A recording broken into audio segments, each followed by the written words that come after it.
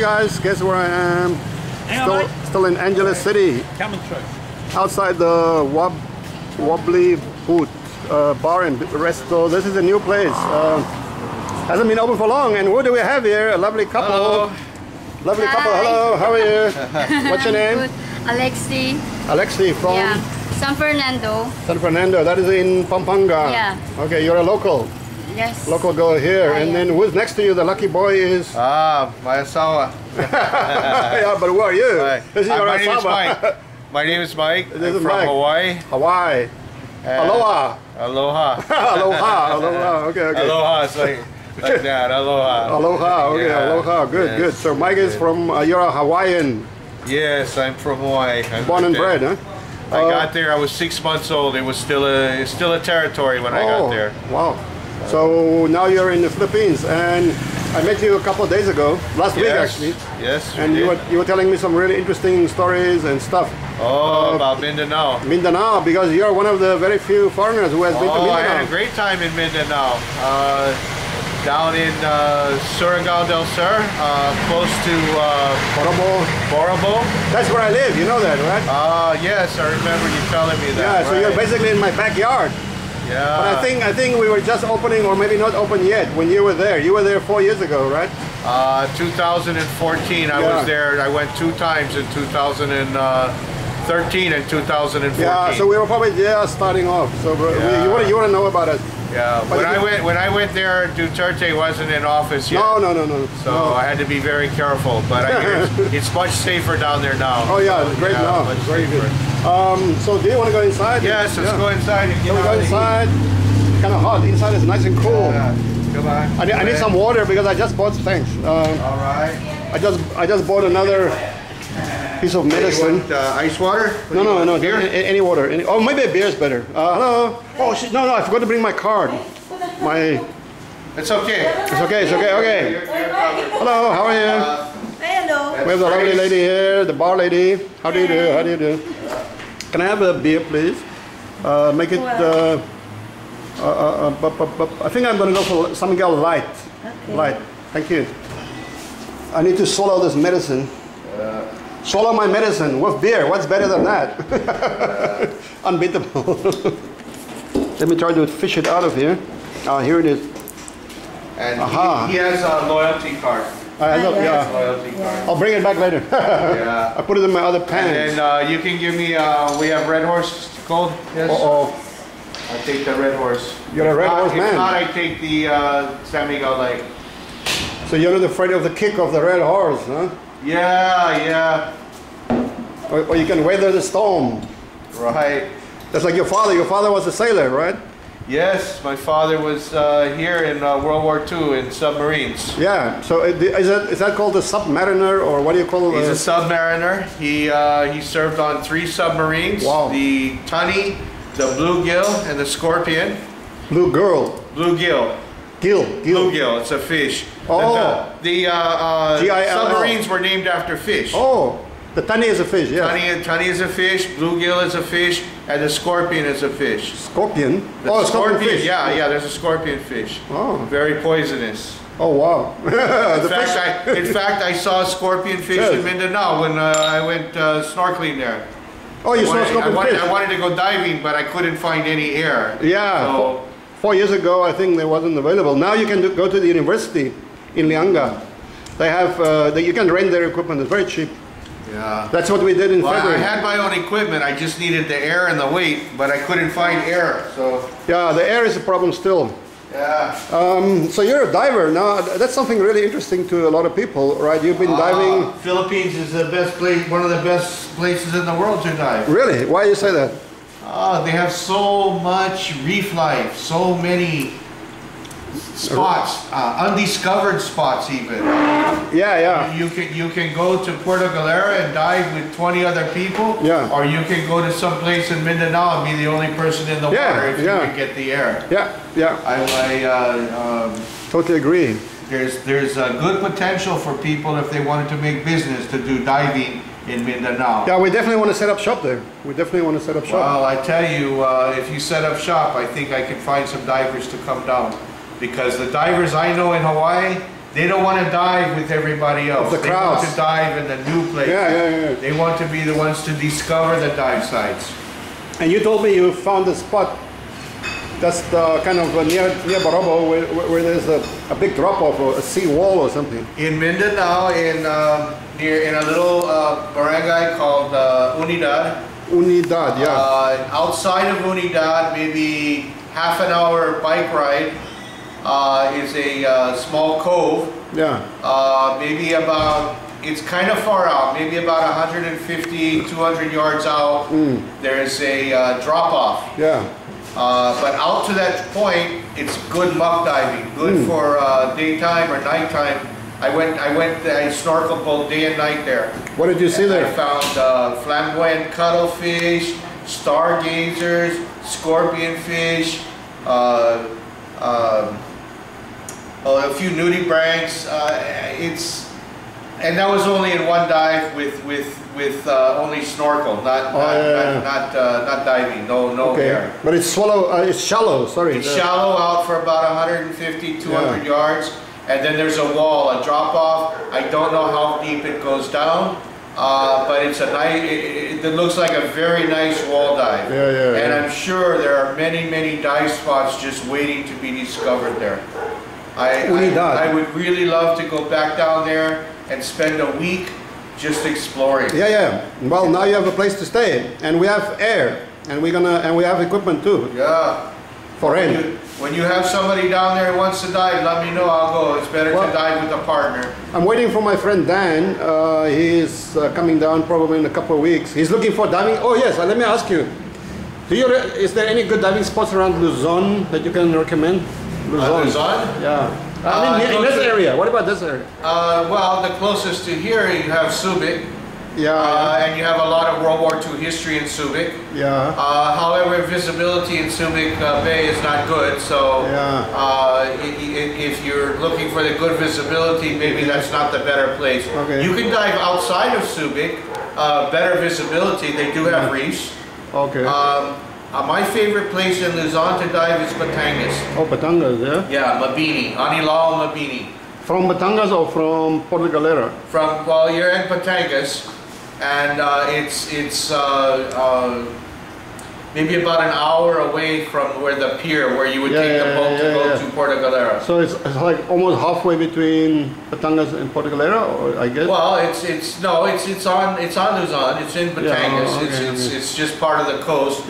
But it's very good. Much better. I like it better than Puerto Galera because it's not as well known as Puerto Galera.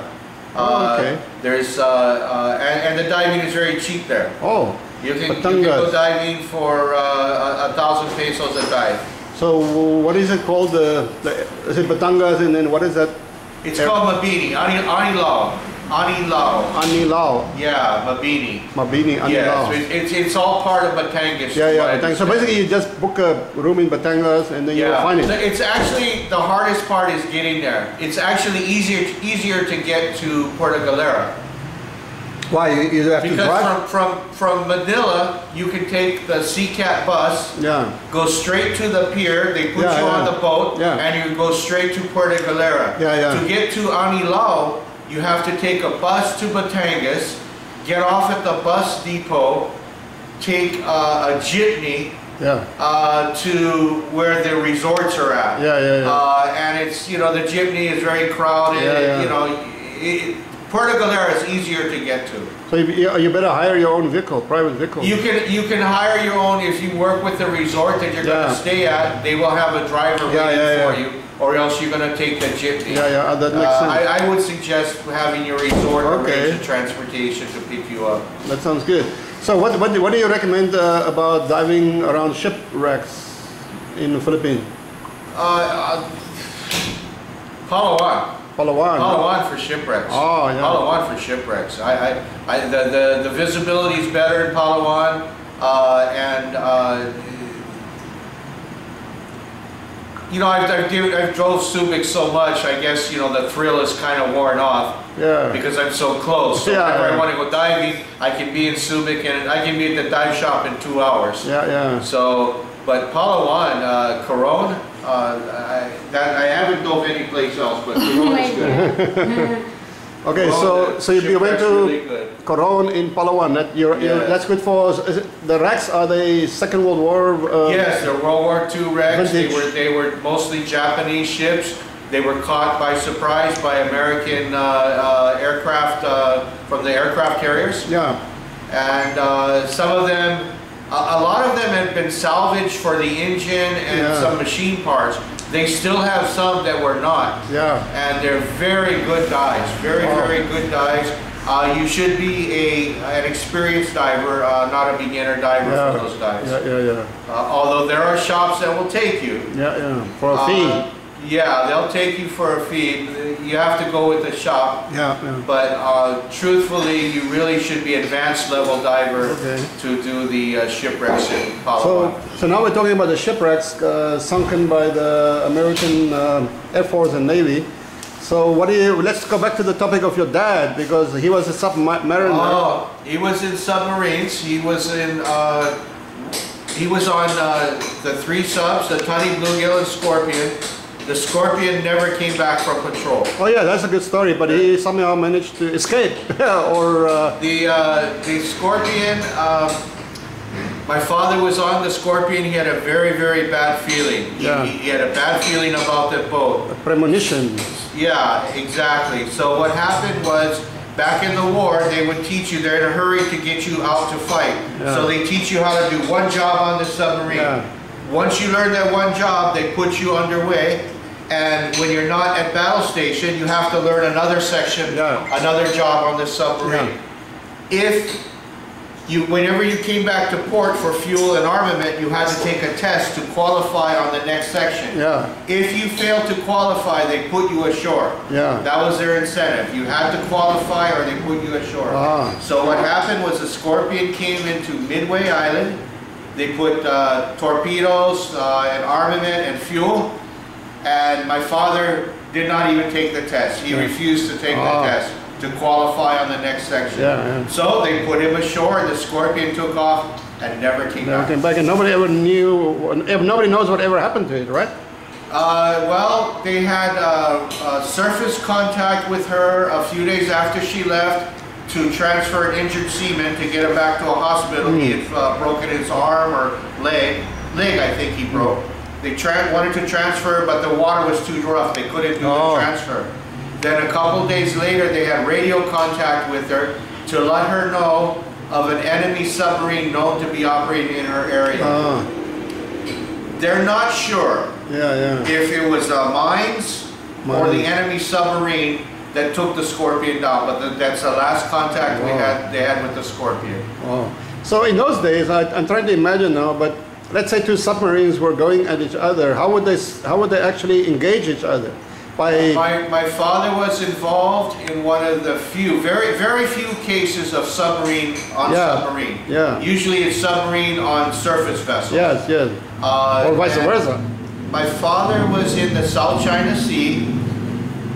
There was a small island with a bay, and they went inside the bay to hide, to charge their batteries, and they were waiting to rendezvous with another submarine, or at any rate, they're waiting there, and it was the next morning, and all of a sudden, they heard the sound of a torpedo passing under them. Wow. And so that must have been shallow water as well. Yeah, it was shallow water. And there was a sound of the torpedo passing under them. And they looked in their periscope. They spotted a Japanese submarine had entered that same bay later that night, undetected to them.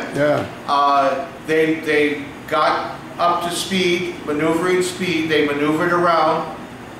They dropped down a little bit. They fired 4 torpedoes, 4 forward torpedoes. The first torpedo missed. The second torpedo hit, direct hit. Wow. The third and fourth torpedoes went right through where the submarine had been. Wow, so the submarine... One of the few that's amazing. recorded sinkings of U.S. sub on Japanese sub. That's a really amazing story, huh? Yeah. It's really amazing. So I guess the rate of the rate of fire of the torpedoes of the American submarines were much faster than the Japanese. They managed to get 4. We practiced, the Americans practiced much harder. What really made the big difference for the American Navy was the American Navy was taught how to fight fires.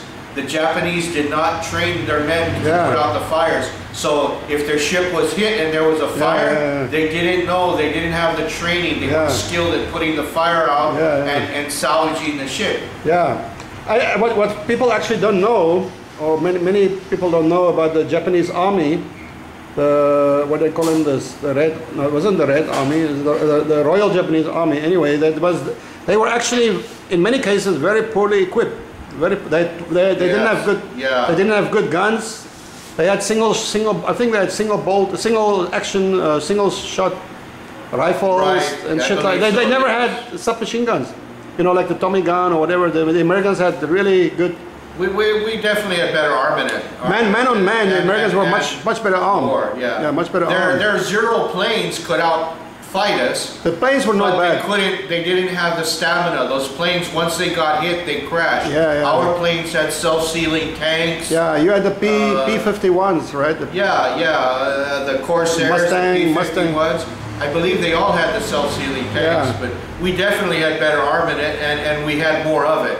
You know, and once the Japanese army got like armies, because they were scattered all around, they got themselves isolated and trapped, cut off. Well, and so we had a few Americans get trapped behind lines. The men in Philippines, my God, Bataan Death March. The Bataan Death March, Corregidor Island, where some of our guys were trapped there. Did you visit there? Corregidor and I've been to Corregidor Island. It's a beautiful place. Interesting with Corregidor, they have to have 2 tours.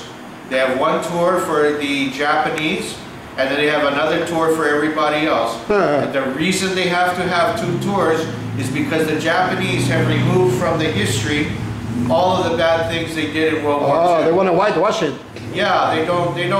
So the Japanese, the average Japanese student has no idea of the cruelty of the Imperial Japanese Army to the civilians of the Philippines, civilians of China, and to the soldiers of Korea, all countries.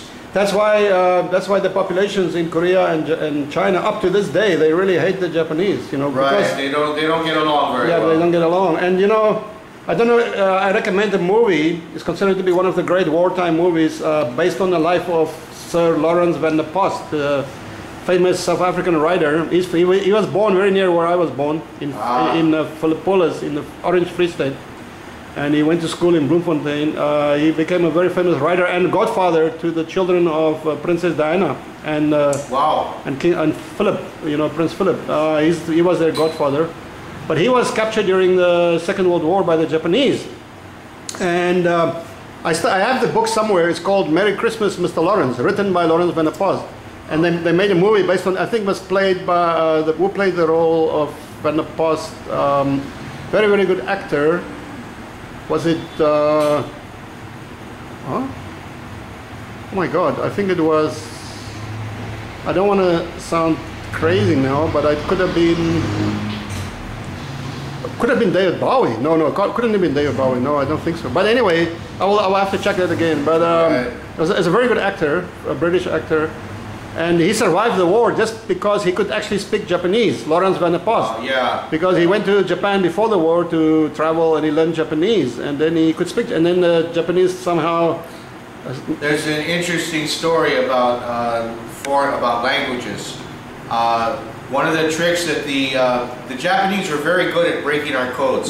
They were very good at deciphering our codes. Really? The one code that they could never break was we got the American Indians. The Navajo. They call them the code talkers. The talkers. Navajo. Navajo, I think, was some of the main, but they also had I think from Oklahoma, the Chickawa. I can't remember all the names, but yes. that they would use the American Indians, and the Japanese could not decipher. Yeah, those were very rare languages. You know, Laurence van der Post, he's an Afrikaner. That's very interesting. Same, you know, born in the Orange Free State, which used to be Afrikaner Republic, the Orange Free State, and it's until the Boer War, of course. And then, so he was born in the Orange Free State, Laurence van der Post, and only later on he became a colony of the English. So interestingly, he joined the British Army, and he was Afrikaans speaking person, but he became like a really world famous writer in English. That's very, and he was declared a lord, a sir of the British Empire or whatever. I don't think they make men. They don't make men like that. No. These are the really old school. Yes. Like your daddy. Like my daddy was a tough guy too. You know, he was a boxer, policeman, all of that stuff. You know. Those men went through a lot. No, they had a hard life. My father used to tell me that in the mornings he had to pick up the cow droppings, and then because the floor they had was made of cow droppings. Every morning, and it's freezing cold. You know, he lived in a semi-desert, the Karoo of South Africa, and then he would stand with his feet in the cow dropping to heat up his feet. You know? But they would also burn the dried cow dropping. They would burn that in the fire. As fuel, yes, because it's in a desert. There's nothing else, so they had to pick up all the droppings, use that as a floor material, insulation material. And for fire, probably, you know. I'm glad they never learned to cook it or something. I used to make it a point to talk to, if I find a Filipino that's old, that was here during World War II. I met a few. Talk to them. Yeah, I tried it. In fact, on my way to Bohol, I was waiting to get the boat to go to Bohol. And there was an old woman there, and I started talking to her. And she told me that when she was the little girl, World War II, the Japanese soldiers came through. And of course, they knew they were coming. The word had gone ahead of them that, hey, the Japanese are coming, the Japanese are coming. So all the men and older boys ran into the mountains to hide. And this woman told me that when the Japanese got to their village, all the men were gone. The Japanese wanted to know, where are the men hiding? Where are the men hiding? But they didn't know. They only know that the men are in the mountains. They don't know where in the mountains. But the Japanese don't believe them. So what they did is, half hour before sunrise, they would march the whole village. Women, the children, even the babies. They all went out into the pastures, into the rice paddies, and they had to work all day long, through all the way till the sun went down. No water, no food. Many of them died. Many of them died in those passages. This is actually what happened in South Africa during the Boer War, when the British invaded the Orange Free State and the Transvaal. The men wouldn't surrender. So what they did was they rounded up all the women and children, and destroyed each and every farm, and killed all the domestic animals, and kept the women in what's called concentration camps. And to try and force the men to surrender, and they were kept under inhuman conditions. Many died. I mean, something like 30–40% of the population died in the camps. But people don't even know about that. It's crazy, you know. The British, the bloody British. So when I grew up, in my time, you know, people say apartheid, white people hate black people. I was like, no, bullshit. All my friends were black. I got along really well with black people, but I fucking hated the English. The English were the enemies, you know. Every year we had our festivals, Volksspiele. We remember the Boer War, you know, because many people were still alive. The old people were still alive from the Boer War. They survived the Boer War. The camps. We're losing them. They're dying so fast. World War II veterans are dying. Hundreds are dying a day, every day. Oh yeah, that's sad. They're getting so old. Sad. They must be around. How old are they? The average age now? 90s. Gosh, yeah. No, more. It must be 100. You know, yeah. I mean, if you were in, 100. It's the children are the ones that are alive now. Yeah, the children. The veterans. Yeah, a few veterans. There's a few veterans. There's one American veteran. He was 112 years old. Wow. He fought. He fought in World War II. He was in the army, I think. Yeah, yeah. But, he did. Well, but so your daddy had an amazing experience, huh? That's why it's important to talk to the people that were still alive. Yeah, while they're alive. While they're alive now, it's up to us to talk to them, to carry their stories forward. Record their stories, you know. Yes, they have unique very insights. important. They have unique insights. Right. So, Mike, so here we are now in Pampanga. What is your plan here now? Are you going to hang around or? Yeah, I see you already got married, right? Hello. yeah. I'm going to be moving to San Fernando. It's a little cheaper to live. Yeah. But eventually, my goal is to move to Dumaguete. Oh yeah. Negros Occidental. Oriental. Negros Oriental. In a place called outside of Dumaguete called Darwin. Darwin, yeah. For the diving. Yeah, very good diving there, and the weather. It's very cool up there. Oh. Much cooler than here. Yeah. The roads are wide and clean. It's an up-and-coming area. Prices are still low. Yeah, yeah.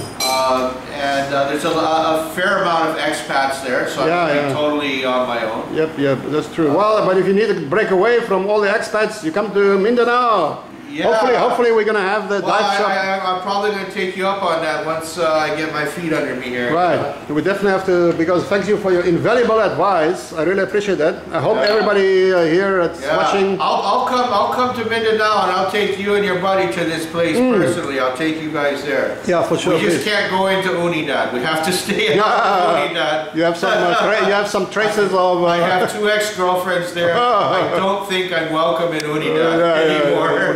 You want to stay safe, right? Yeah, the family. I'm not worried about the girlfriend, but I think the family would be after me. They have a small garage, tiny garage.